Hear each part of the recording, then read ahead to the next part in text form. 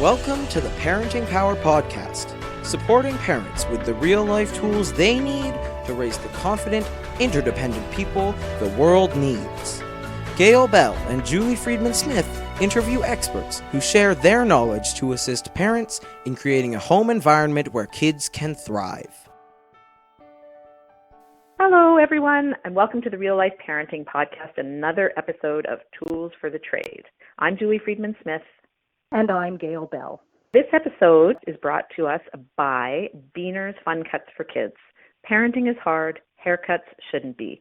Visit beanersfuncuts.com for a location near you.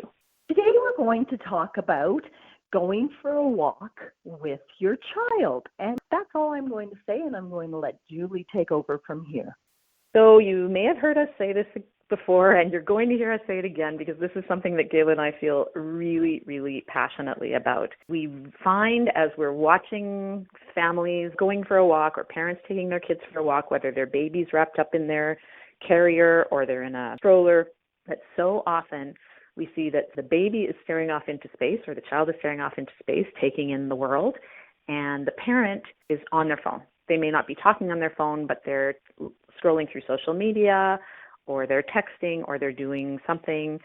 Often the phone, if the baby's in a carrier, the phone is right beside the baby's head, but there's not actual talking going on. And we need to stress so importantly that we completely understand how great technology is, and we're all for it.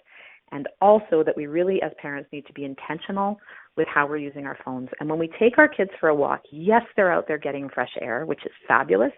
And yes, they're out there seeing the world go by and looking at the squirrel running across the street. And at the same time, it's really important for this to be a time of talking with our kids. We recently interviewed a speech therapist for our podcast. I'm sure you'll be hearing her episode soon, talking about the importance of talking with our kids about everything that we're doing. And when we're out for a walk, it's a great opportunity. Even if our babies, we think they don't even understand what we're saying, we can point out the blue sky and the clouds. We can talk about how cold it is. We can point out the leaves on the trees or the plane going overhead. For our kids in the strollers, we can, when they point at something, we can say, "Oh, you see the rabbit too. There's a bunny. Hop, hop, hop." So we really have the opportunity to be filling our children's ears and brains with all sorts of great pieces of language and also an understanding of conversation, that they point to something or make a face and we see that and we respond and we do our part of the conversation and then they follow back. And if we're on our phones during that time, we completely miss out. So one of the strangest and neatest stats that Gail and I love to quote is that by the time our kids are a year old, they understand 80% of what we're saying to them. So even if they're not talking to us, they understand so much and they have the opportunity to get so much vocabulary going into their brains.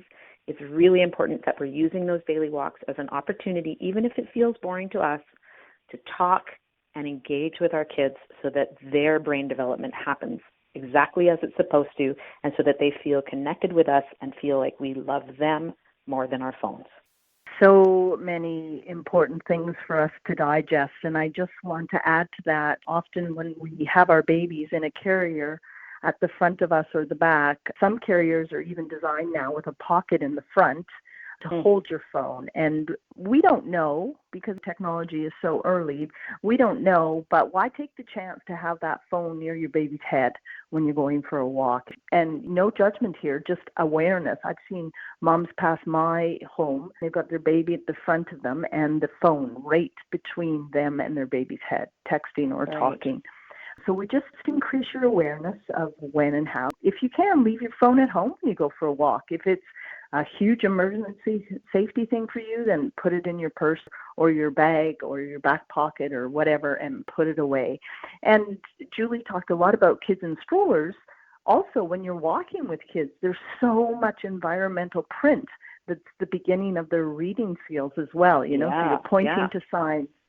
As a math freak, I always love to show parents, numbers on the houses and the pattern of numbers on the houses. So get your eyes up with your child, looking in your environment, and there's so much to learn and talk about on a little walk with your children. You're absolutely right. And if your kids are able to walk, then get them out of the stroller and get them moving their feet. That's just one more opportunity for them to get some exercise and feel capable and learn how to walk beside you instead of running away from you. So much to talk about, and I'm sure we'll be back with another tool of the trade very soon.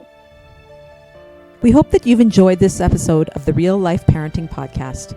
If you're looking for more real life parenting tools, then please sign up for our weekly Thoughtful Thursday email newsletter. It's free and it's really good. Just visit our website, parentingpower.ca, to subscribe. While you're there, check out our book, A Year of Intentional Parenting. Like this podcast, the book was created to help you feel confident, capable, and calm. Thanks so much for listening, and we look forward to connecting with you again right here every Monday.